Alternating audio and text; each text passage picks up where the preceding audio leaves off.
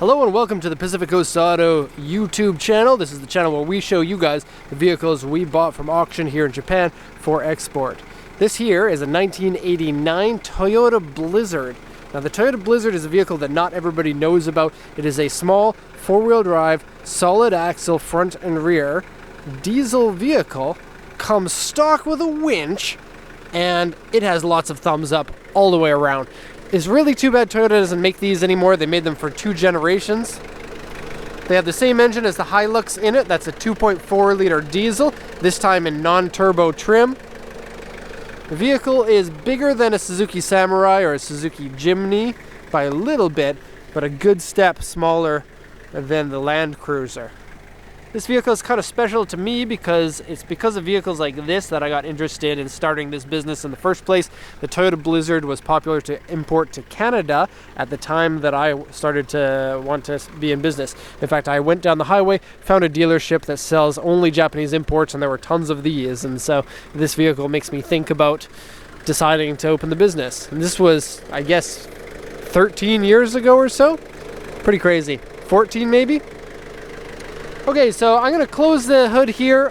Engine is in good condition. The coolant is good. That's not actually leaking there. I just opened it up. The oil looks good. These engines tend to last forever. I'm just going to turn off the engine here because diesel engines are noisy, and this one is no exception. Now you can actually hear me without me shouting. Okay, so engine seems to be great. I don't really have any concerns about it. This vehicle has kind of unknown mileage, kind of 118,000 kilometers, because it's a 5-digit odometer.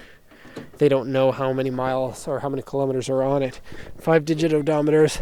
Thank goodness nobody does them anymore. Kind of a stupid idea. Okay, close the hood. Oh, timing belt changed in 2014 at 1,613 kilometers, likely 116 or 101.6. Pardon me. A Voxy, not a Voxy, a Noah. Weird in Japan, they have the same name for 2 cars that are almost identical. It's like a common Japanese thing. Anyways, let's take a look at the auction sheet. This one was bought from a smaller, strange auction, and the auction sheet that we get on the computer is different from the one that we see when we see the car. And so bear with me because I'm going to suck at translating this one compared to the regular sheets. And so, 1989 Blizzard. Now, the Blizzard is made by Daihatsu for Toyota, but Daihatsu is semi-owned by Toyota anyway, so that's why you get a Toyota engine. I think they're Toyota axles. You can see Toyota hubs are on it, and lockable hubs here would be Aijin ones, the ones that Toyota uses. Okay, so basically it's a Toyota car, but it's a Daihatsu Rugger. It's the badge engineered version. 2.4cc diesel, 3-door, okay, auction grade 3.5, interior grade C, exterior grade C, 5-digit odometer, so the mileage is not known on the car. Odometer shows 18,382 kilometers on it. It's an old car, so see in person for details, and not known if this car has AC or cooler, and cooler is evaporative cooling. I would say this is probably evaporative cooling in it. I don't know. I don't even know if I could tell the difference just looking at the devices on the car. Probably could. Okay, the body diagram here seems to be pretty good, but we do have a B2 dent here, which is quite big. And then the back has, it says back is B2 dent here, and then the roof B2 dent. The only real big ones are on the front and the back. I'll show you those in a second. Let's see what else we got here. Okay, various scratches and dents on the car. Door mirrors scratched, windshield rock chip, interior dirty, floor carpet dirty, seat ripped, and it's ripped quite a bit. I'll show you in a sec. Steering wheel grip wear, tire cover is ripped, and that's basically it. So I'm going to put this onto the Blizzard 4-wheel drive floor mats. We'll do the once around of the car. I have to say, I love the looks of these. They look kind of like a mini 70 series Land Cruiser, and I love the 70 series so much. I love the winch on the front with the bumper extender. I didn't try out the winch. I don't really know how to use it. I don't want to break anything, so I'm going to leave that untried. Really short overhangs front and rear, which is good for 4x4, and that solid front axle is a huge deal. Now, probably they're the same axles as the Hiace, and on a smaller, lighter vehicle, you're going to have less stress on them, and so they should be a pretty rugged axle for 4x4ing. The reason why solid axles are good is because less damage to them if you hit a stump, because they're the drive shafts are enclosed inside a casing, which is good, and they're easier to lift the vehicles because you can lift the entire axle up on the leaf springs. Let me just show you how that works. Go underneath here, and like I said in the other video, we got offset here. And then if you look at the back one's in the center. Kind of, yeah, that. It's like that. Handle on here, I don't know how to turn this on. It is cool that it comes with a winch, though. Winches are awesome, no matter which way that you look at it. Toyota badge that's tied on with string. And if you look at the front, it's like winch and Toyota in your face. Toyota 80s 4x4s just bring a smile to everybody's face, and they hold their value really well, especially if they have diesel and 5-speed. I didn't mention this, but this one, diesel and 5-speed. It's kind of a perfect vehicle for the right person, and these are pretty rare to find in good condition and extremely rare to find without rust on them. And this one has such little amount of rust that it's really amazing. Now, the vehicle has this weird paint problem that 80s Toyotas often get in their metallic ones. Only the 4x4s and the Town Aces seem to get it, but it's a weird cracking of the paint that damages the paint. Here's probably the area you can see it the most, but it's on just about all the panels. See what looks like fine scratches? It's actually paint damage. The only way to repair it is to repaint. See if I can find a little bit more somewhere. You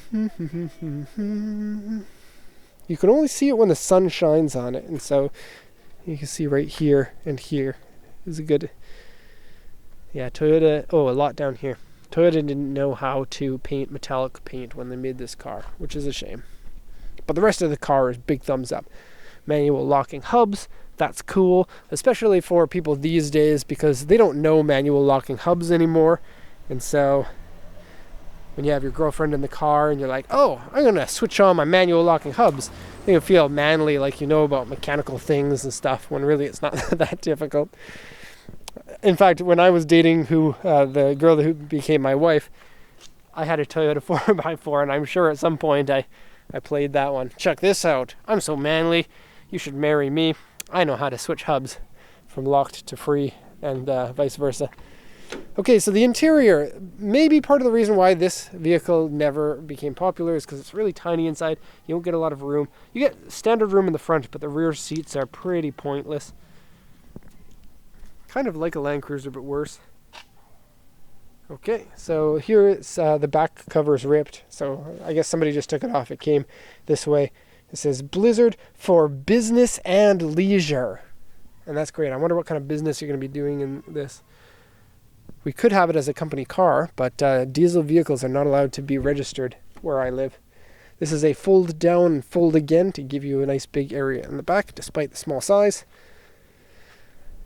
Close the door. Okay. Let's go into the front here.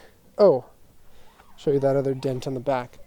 So, that one. I showed you the one on the front. There's this, which is on a plastic piece. If it were my car, this is going to get a custom-made aftermarket front bumper. And if it were my car, I would leave this here and intentionally make more dents in the car that look like this, so that it looks like I drive my car tough style. I'd go 4x4ing and hit trees on purpose. Pretend that I'm 23 years old again.